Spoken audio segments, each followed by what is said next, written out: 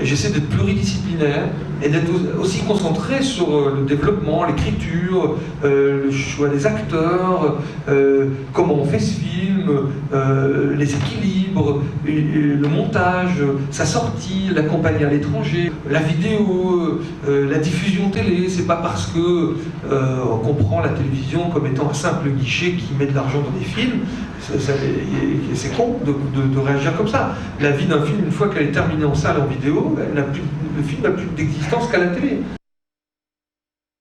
Il y a d'abord la contradiction, la contrainte, les imprévus, tout ça c'est souvent bénéfique. Si on avait tourné le film en France, on aurait essuyé entre 7-8 pluies pendant le tournage. On aurait dû donc réenneiger les 10 hectares 7-8 fois, puisqu'il s'est avéré qu'on a utilisé une technique novatrice, de la pâte à papier finement hachée et propulsée par des ventilateurs qui, retombant sur le sol, donnaient l'illusion déjà à l'œil, donc forcément, avec le filtre de l'optique, donnait l'illusion. À partir de là, on l'avait testé dans tous les sens, sauf sous des pluies abondantes.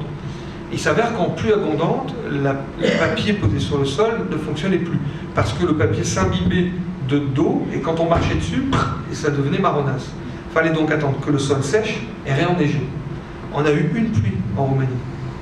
À Angoulême, on devait tourner, on aurait eu 5, 6, 7. On était mort. On se payait un dépassement financier monstrueux, un dépassement de durée, etc. On était mort. Ça m'intéresse énormément et ça fait partie totalement et entièrement de mon métier d'accompagner un metteur en scène. Puisque en France, généralement, les réalisateurs écrivent, et donc d'accompagner un metteur en scène pendant cette phase très créative qui est la phase de l'écriture, afin qu'il ne soit pas seul, afin qu'il ait déjà son complice, le producteur, son premier spectateur, c'est mon rôle, et de participer, d'accompagner cette phase.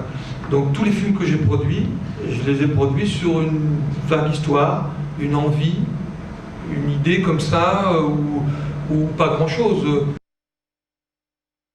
La plupart des réalisateurs sont comme les sportifs. Ils ont besoin d'un entraîneur, d'un coach, d'un confident, d'un contradicteur, de quelqu'un qui leur botte les fesses, de tout ça. C'est tout ça mon métier. Et donc je travaille avec des réalisateurs qui ont envie de ça, c'est-à-dire 95%. L'expérience aidant, j'essaie de repérer quelqu'un qui serait un béni oui, un metteur en scène qui dirait amen à tout. Je fuis, je change de trottoir, je m'en vais. Parce que, justement parce que je sais que j'ai pas toujours raison. J'ai besoin de quelqu'un qui de temps en temps me tienne tête. Alors là, je vais pousser dans cette tranchement jusqu'au bout, mais celui qui doit perdre, c'est moi. C'est-à-dire, à partir du moment où il est capable de me tenir tête, d'avoir des arguments, c'est qui tient son projet. C'est qui tient son projet. Je ne produis pas de film qui tout écrit. Ça ne m'intéresse pas. Il manque une étape. Je ne quitte pas un film une fois qu'il est tourné en disant bah, on se retrouve l'année prochaine. Le montage est une partie créative très importante que j'accompagne, la sortie du film aussi, donc ça fait partie des étapes de mon métier. Ça m'intéresse pas, mais parce que on sent que tout petit dans ce métier, j'observe Mathieu Kassovitz, j'observe Tranamou. Ouais. Vous en pensez ce que vous voulez, pour moi, j'ai deux grands metteurs en scène face à moi. Je les regarde travailler. Je regarde Mathieu, parce que je passe beaucoup de temps sur la haine, et je regarde Mathieu qui me dit, voilà, moi c'est simple, tu es aussi mon gardien de ça, je dois trouver une idée par plan. Et si vous décortiquez la haine, il y a une idée par plan. Eh bien moi, si j'avais la prétention de faire metteur en scène, je ne suis pas certain que je trouve une idée par plan. Un directeur de prod, sur un film normal, se retrouve avec 40 techniciens. Quand même, il est un peu le manager. Hein, c'est pas, les techniciens ne sont pas là pour répondre aux ordres du metteur en scène, ça se passe pas comme ça. Ils ont un employeur, ils ont un bulletin de salaire qui est émis par une société. Donc, le directeur de prod et comment dire, le chef de chantier, c'est quelqu'un qui doit aimer le cinéma, qui doit être cinéphile, qui doit comprendre ce qu'un metteur en scène est en train de faire. S'il ne comprend pas le scénario, le metteur en scène, ses dérives, s'il n'est pas capable, ses états d'âme, s'il n'est pas capable de dire, de détendre son épaule et de dire pose ta tête. Voilà, pose ta tête. 2 secondes, hein. Mais il faut qu'il soit aussi capable de lui dire je t'emmerde, voilà, de lui tenir tête, c'est tout ça. Si je que les directeurs de prod m'appellent chaque fin de journée, y compris quand on tombe de nuit. Je mets mon portable en vibreur pour pas être réveillé, pour avoir son sentiment sur la journée, sur la fatigue de l'équipe, sur les heures sup, sur pas d'heures sup, s'il y a râlerie, si les acteurs se sentent pas bien, s'il y a une tension entre le metteur en scène et les acteurs, pour que j'intervienne. Je veux un rapport précis de tout ce qui s'est passé sur la journée pour avoir des clignotants. Est-ce qu'ils sont au vert, au rouge? Est-ce que je dois intervenir, pas intervenir? Oui, j'ai des états de compte réguliers, mais moi, c'est vrai que je ne suis pas tout seul, j'ai un associé, c'est plus lui qui regarde ça. Moi, je regarde le taux de finale ou je m'en mêle quand ça dérape. Moi, je ne produis pas de film sans distributeur.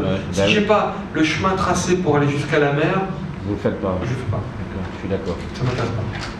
Parce que son regard m'intéresse. Parce que je peux avoir un doute sur les rushs. Je veux pouvoir échanger avec un complice.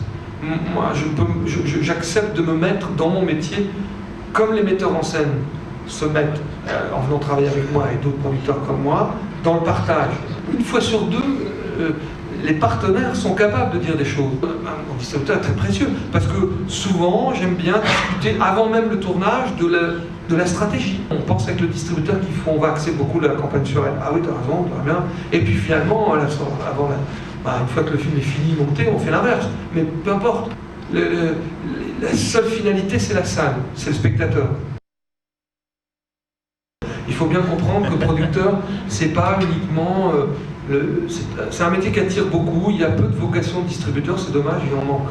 Le producteur suscite aussi beaucoup de vocations. Il ne faut pas oublier la dimension chef d'entreprise, la dimension artisan, et de devoir des fois prendre des décisions seul. Il faut aimer ça, quoi. Il faut accepter l'idée d'être un petit chef d'entreprise, ça fait péjoratif, mais en tout cas d'avoir la responsabilité d'employer des gens. Il faut être entrepreneur, il faut être opiniâtre, il faut être un peu obstiné. Mais en gros, moi je n'ai pas de conseils à donner, d'abord parce que les conseillers ne sont pas les payeurs. Et le seul conseil que je peux donner, c'est d'écouter vous-même.